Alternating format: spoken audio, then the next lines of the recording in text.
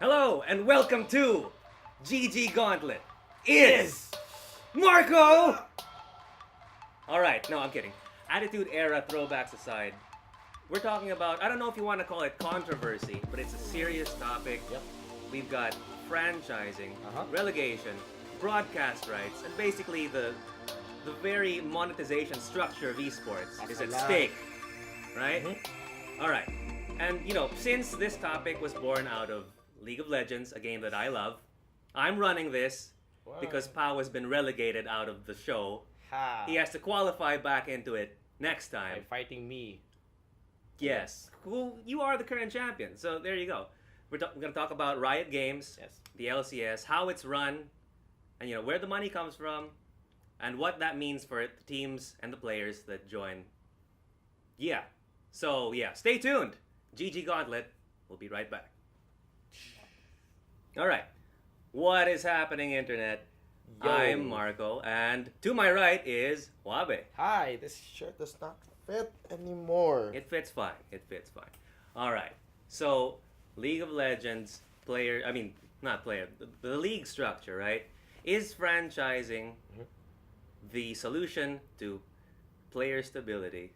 Or, is relegation actually the devil?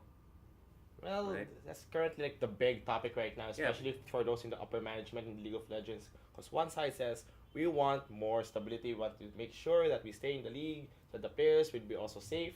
And the other side, we have the relegations that say that it breeds more competition because you might not know that you might be gone the next season.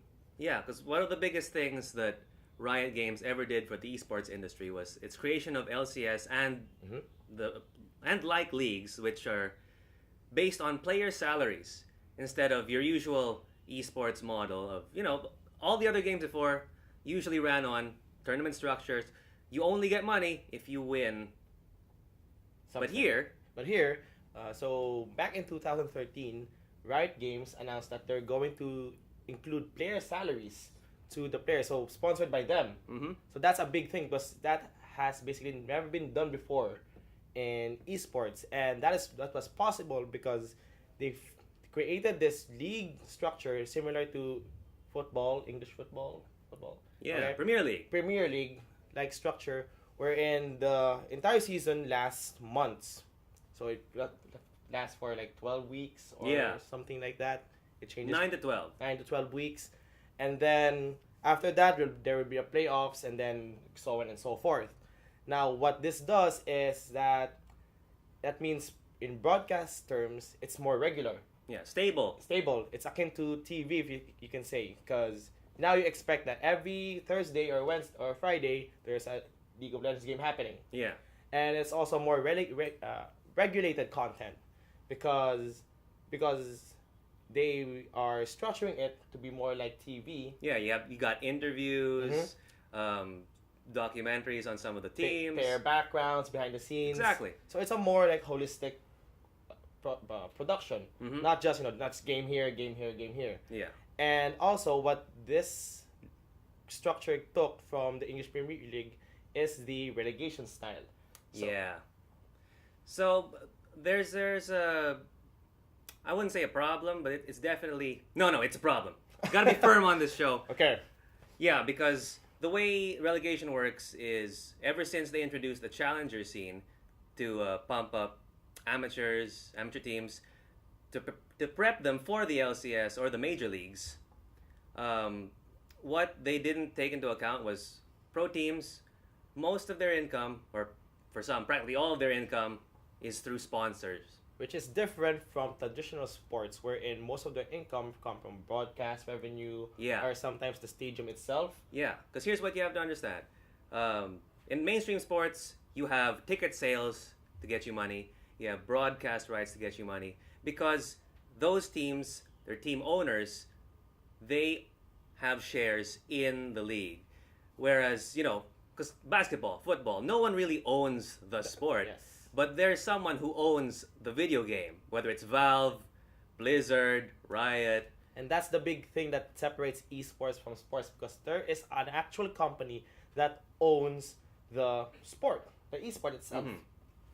Yeah, so because the teams don't actually have any share in the revenue of the company itself, they need to rely on sponsorship deals, right? And if you have a danger of being relegated or being thrown out of the league, the sponsor might not be so keen on signing with you. They'll be like, oh, what if you don't win? Then we're signed into a 3-year deal where you have no exposure because you're not playing anymore. Mm-hmm. However, what this created was a very, very highly competitive scene. Yes. Where every game counts. It can't be like, let's say, the NBA where it's a more franchise-style system. And then at the end of the season, if your team isn't really going to get into playoffs, the games don't really matter much. But here, every game matters. If you just, this one loss could cost you a relegation. It's quite cutthroat. Yes, it's a very cutthroat system. So that is the reason why League of Legends is very adamant in this type of structure, which is why the Challenger Series exists. Yeah. It actually became even more cutthroat than you might think. There have been ownership scandals, Mm-hmm. you know, Chris Badawi, the Coast Renegade scandals of, because the structure is, if you have a team in the challenger scene, you cannot own a team in the LCS, the main league, because it creates conflict of interest. What if your two teams fight each other? Then you can easily talk about it. Yeah, what if you're both in the LCS? Like, if there's any corroboration of any kind, competitive integrity is what it is. Yes. There's also boosting. Remember, Mm-hmm. some Oh, challenger good old teams. boosting. Yes, some challenger teams, they do buy out pros that were in the major league already just to get their team up there, and then they sell for a higher price. Yeah, it's also it's becoming a lucrative business, which is weird. Yeah, especially in 2015 when we had lots of venture capitalists getting into esports. You have people like even sports Like personalities. Shaq, Rick Fox. Yeah. They own esports teams now. They want to get in on the action because they know that, There's a lot of potential here right now. well, maybe not right now, but in the future. Yeah, I mean, right. Yeah, so they're spending big time, which is forcing other more traditional esports organizations to be like, okay, we need to up our cost, but then the salaries aren't changing. Mm-hmm. Yeah, so with the advent of venture capitalists pouring more money into this, other teams can't really keep up. Yeah, slowly creating an imbalanced structure where some people are just gonna shove money to this one team, and then this other team is like, Yeah, I don't know, what do we do? it's not like there's an abundance of. Well, I mean, there is an abundance of sponsors, just not many that are so keen on committing so much to esports. I mean, you have I think some people call it endemic sponsors. You know, the ones that are related to esports video games, like peripherals, mice, keyboards, and your other gaming things like Mountain Dew and Doritos. Esports drinks. Yeah. But I still think that, like me personally, that relegation is still the better structure rather than the franchising structure that they keep saying, although I'm not sure if they're saying it correctly. Because as esports is a very, very young industry, Yeah. it needs to be as dynamic as possible. So they need to make sure, they need to prove that the games themselves are very, very dynamic. They need to be very, very exciting. Every game matters. It can't be like at the end of the season where the two bottom teams, they're just going to be like, oh, we're just going to do whatever. It needs to keep that, as people said, competitive integrity in every single game. Yeah, but there are some people like Bryce Blum, the esports attorney, who were saying like, for player stability, just to watch out for the people involved, you need to eliminate relegation for longevity's sake, right? To keep player contracts intact so that organizations don't try to screw over anyone. And I guess looking towards the future, if franchising will ever become a thing, it's better. Yeah. And there's another person who has very well thought out opinions about the franchising relegation drama, I guess. Yeah, of course. That is, of course, Monte Cristo, which we will talk about after this short break. So Yeah, exactly. we'll be right back here at GG Gauntlet. So when we talk about a franchising system in League of Legends or in any game that is primarily run and operated by the developer of the game, almost any problem you hear about in esports or conflict you hear about when it comes to broadcasting or team owners, etc., boils down to the fact that the intellectual property of a game is owned by the developer. I mean, I'm not even sure if you can say that, right? Yeah, but I still think that this is the way to go. Really? Yes. I think it's a little too much drama for... Okay. Everything is drama anyway. That's... Okay. If you're just joining us, we're in the middle of an argument here on the future, the immediate future of esports. How to make it sustainable, because we all know that esports teams, in the current model, they rely on sponsorships, almost solely on sponsorships. So is franchising going to fix that? Is relegation actually the devil? I know you're for relegation. And I for today, I am the franchise player. And I am the relegated.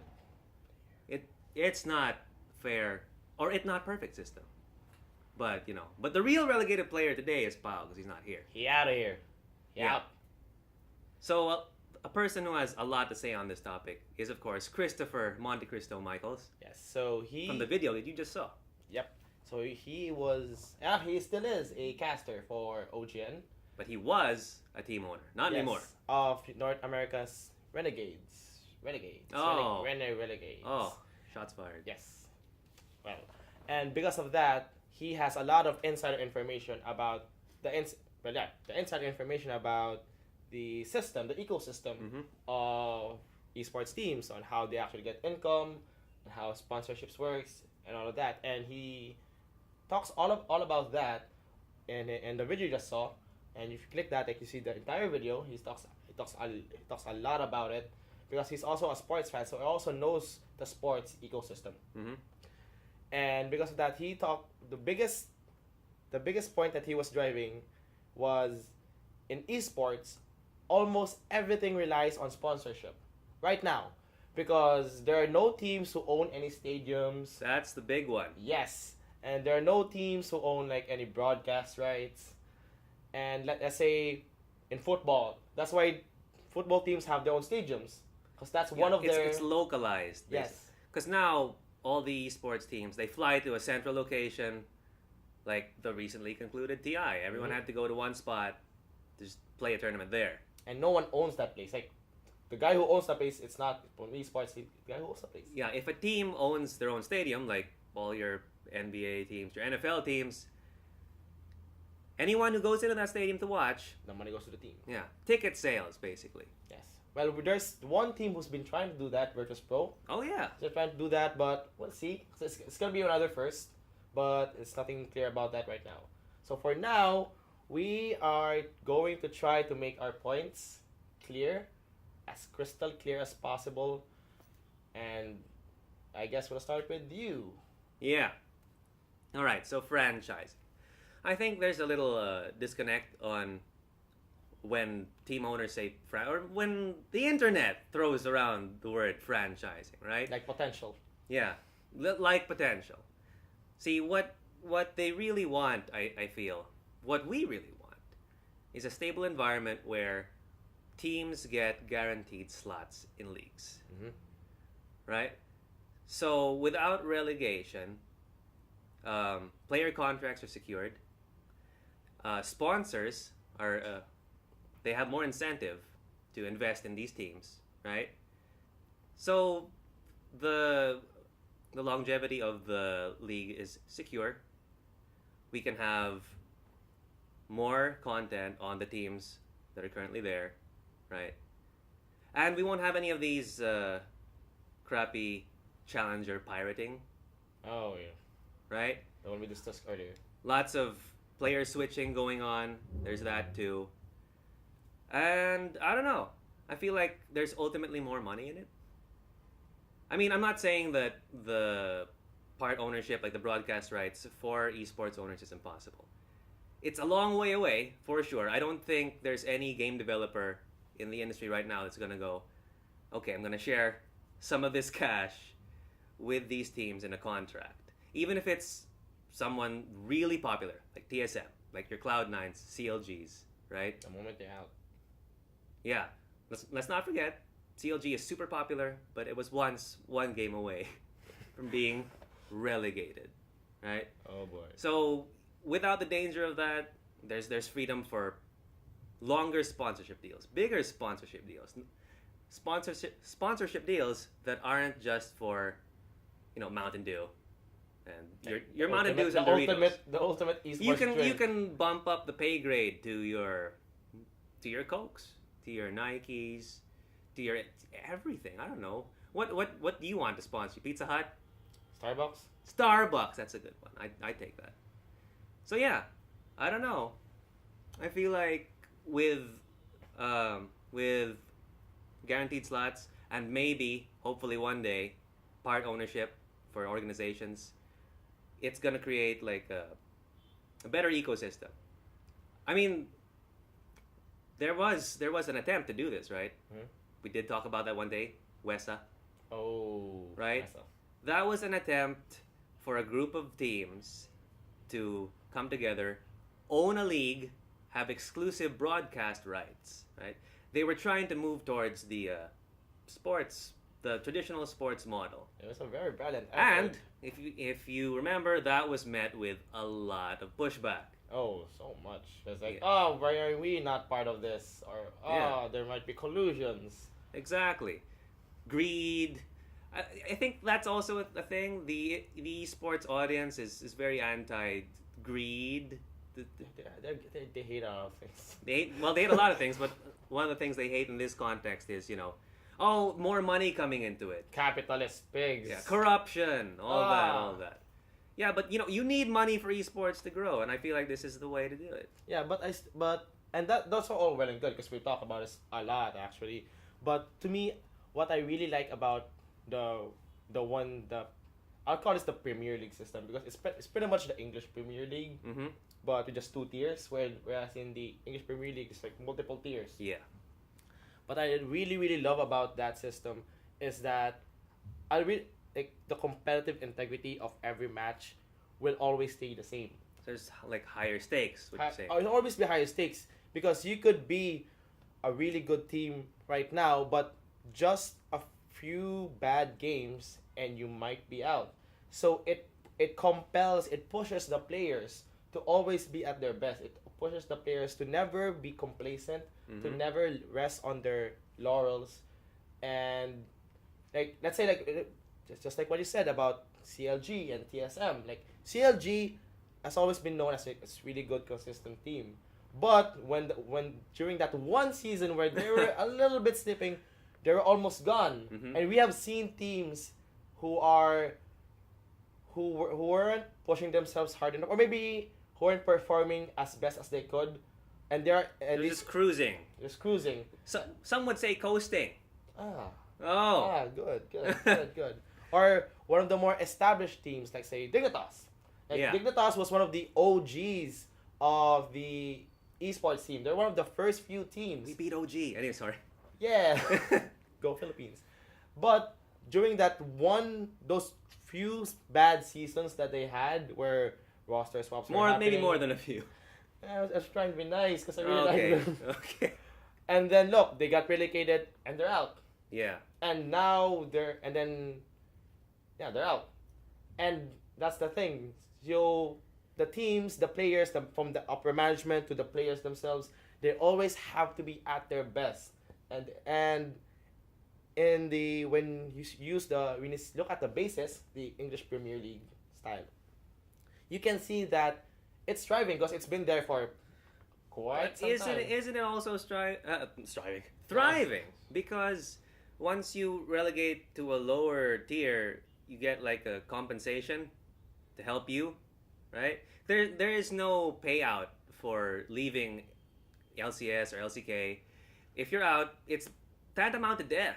Like the sponsors will be wary, right now, yes, less exposure, all that. Yes, right now it's very, very scary, pretty much, because the difference between Challenger League and the LCS, it's pretty much being an intern and a boss. Yeah. Like in terms of like how you're gonna you're be able to sustain yourself. Mm-hmm. However, again, I will keep saying that esports is such a young industry, and just these past 5 years have been really making strides on legitimizing this industry. Millions and millions. Millions of dollars have been spent now. And additional views. Yes. And I'm pretty sure that all the other sports leagues had to go to all of this. Like, even in basketball, it took them decades before they could even settle on something, on even a simple rule as a 3-point shot, or even like a dunk. Yeah.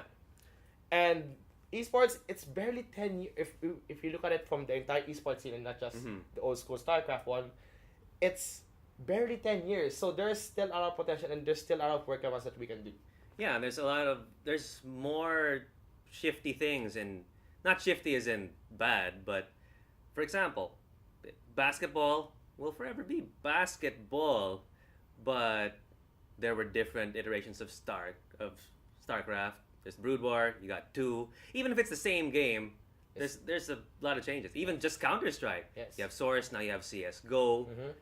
It's same but different. Yes. And remember, and to me, that right now we are in one of the wildest parts of the Wild West in esports. This is the frontier phase of esports. So Yeah. it's very exciting, and there's a lot of drama happening, but stick with it. I Yeah. think it'll all be worth it then.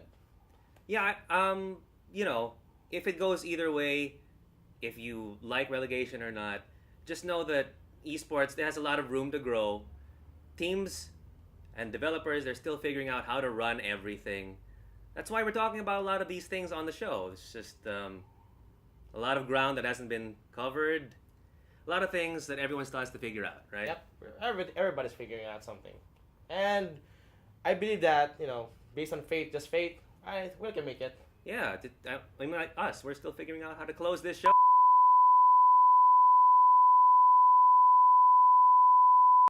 Well, what happened there? Anyway, thank you for tuning in to GG Gauntlet. Yeah. And if you like our videos, be sure to follow us on Facebook and YouTube. And we're going to finally announce our regular schedule next video. Yeah, watch out for that. Watch out for that. Again, this is Marco. And this is Juabe, and Pao is somewhere in the relegation area. Aww. See ya. Goodbye.